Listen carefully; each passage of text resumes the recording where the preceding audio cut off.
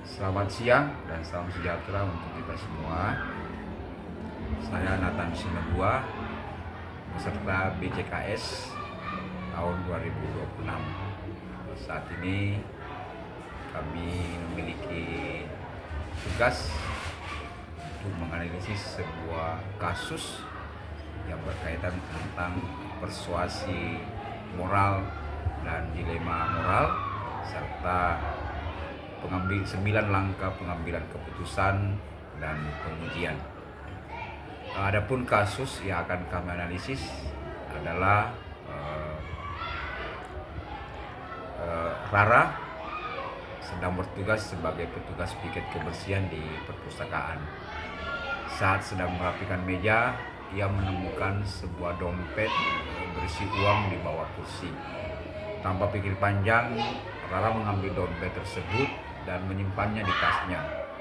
Menganggapnya itu adalah rezeki nomplok karena tidak ada orang lain yang melihat. Beberapa saat kemudian, terdengar pengumuman dari Bu Sri, guru pustakawan, bahwa Nina, salah satu siswa kelas lain, kehilangan dompetnya saat membaca buku di perpustakaan. Tari yang kebetulan berada di perpustakaan sejak awal melihat jelas saat Rara mengambil dompet tersebut dan memasukkannya ke tas. Kini Tari menghadapi sebuah dilema. Di satu sisi ia tahu bahwa dompet itu milik Nina dan kejujuran adalah nilai yang harus ditegakkan. Di sisi lain, Rara adalah sahabat dekatnya yang sering menolongnya dan mengerjakan tugas dan berbagi bekal setiap hari.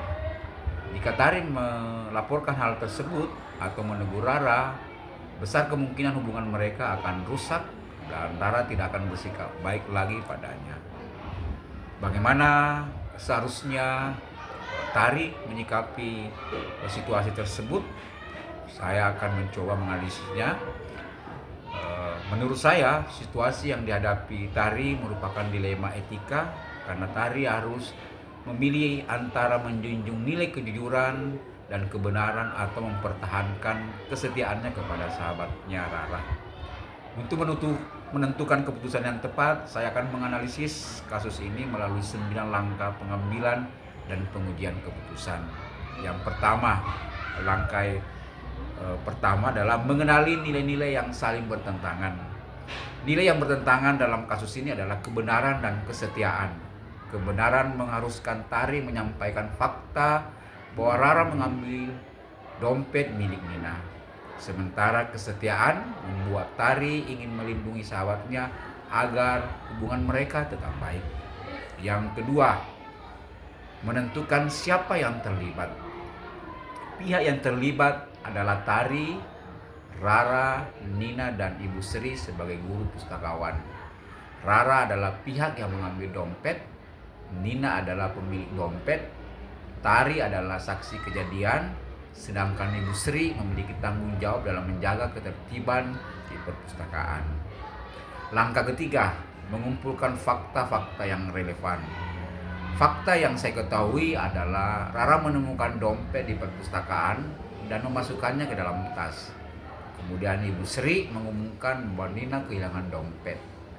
Tari melihat secara langsung ketika Rara mengambil dan menyimpan dompet tersebut. Rara juga merupakan sahabat dengan Tari. Jadi keputusan Tari tidak boleh didasarkan pada dugaan, tapi berdasarkan bahwa Tari memang melihat kejadian tersebut secara langsung. Langkah keempat, melakukan pengujian benar atau salah. Pertama, uji legal. Mengambil dan menyimpan barang milik orang lain tidak dapat dibenarkan. Itu adalah konsep dari uji legal. Kemudian yang kedua adalah uji regulasi.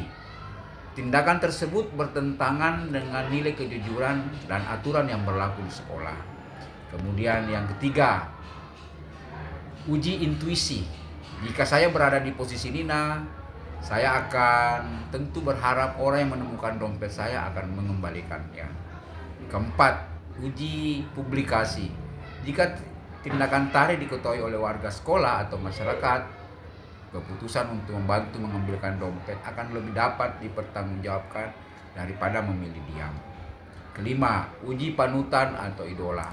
Saya yakin seorang pemimpin atau tokoh yang menjadi panutan akan memilih kejujuran, tetapi tetap memberikan kesempatan kepada Rara untuk memperbaiki kesalahannya. Langkah yang kelima, yakni pengujian paradigma benar lawan benar. Paradigma yang paling tepat adalah kebenaran melawan kesetiaan. Tari ingin mengatakan yang sebenarnya karena itu merupakan bentuk kejujuran. Namun pada saat yang sama, Tari ingin tetap setia kepada sahabatnya. Menurut saya, kesetiaan kepada teman bukan berarti menutupi kesalahan teman. Kesetiaan yang benar justru membantu teman menyadari kesalahannya dan memperbaikinya.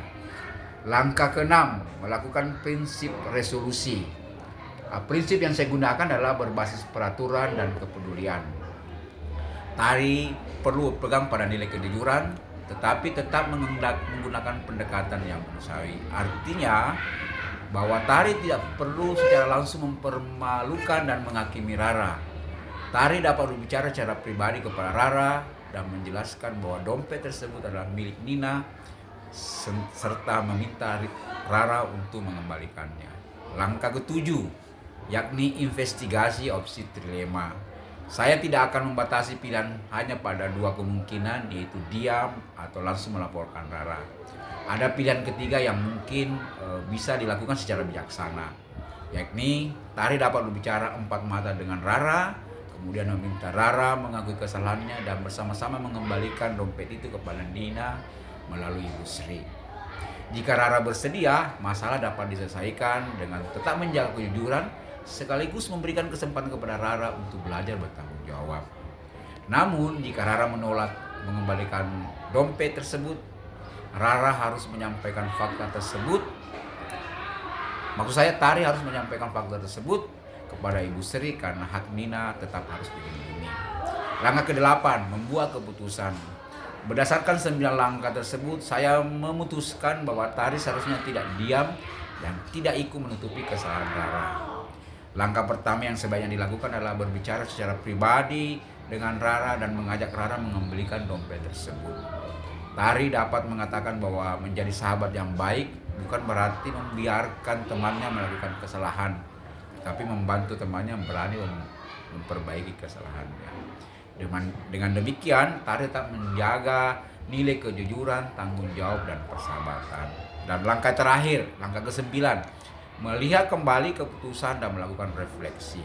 Dari kasus ini, saya belajar bahwa keputusan yang etis tidak selalu mudah karena terkadang kita harus memilih antara dua nilai yang sama-sama penting. Sebagai calon kepala sekolah, saya menyadari bahwa seorang pemimpin harus mampu mengambil keputusan berdasarkan fakta, aturan, nilai kebajikan, kepedulian terhadap manusia. Keputusan yang baik bukan hanya menyelesaikan masalah pada saat itu, tapi juga menjadi pembelajaran untuk membangun budaya sekolah yang jujur dan bertanggung jawab. Jadi, menurut saya, keputusan terbaik adalah Tari harus membela kebenaran tanpa harus kehilangan rasa peduli kepada Rara. Tari sebaiknya memberi kesempatan kepada Rara untuk mengembalikan dompet dan memperbaiki kesalahannya. Jika Rara tetap menolak, Tari harus menyampaikan kejadian tersebut kepada Ibu Sri. Jadi dari kasus ini dapat disimpulkan bahwa kesetiaan bukan berarti menutupi kesalahan, tetapi membantu sahabat menjadi pribadi yang lebih baik. Dan sebagai calon kepala sekolah, saya juga perlu menerapkan prinsip yang sama. Tidak terburu-buru dalam mengambil keputusan, tetapi mengumpulkan fakta, menguji keputusan secara etis, mencari alternatif terbaik, dan selalu mempertimbangkan dampaknya terhadap siswa serta budaya sekolah. Demikianlah analisis saya terkait kasus yang dihadapi oleh Tari tentang dompet yang hilang di perpustakaan. Sekian dan terima kasih.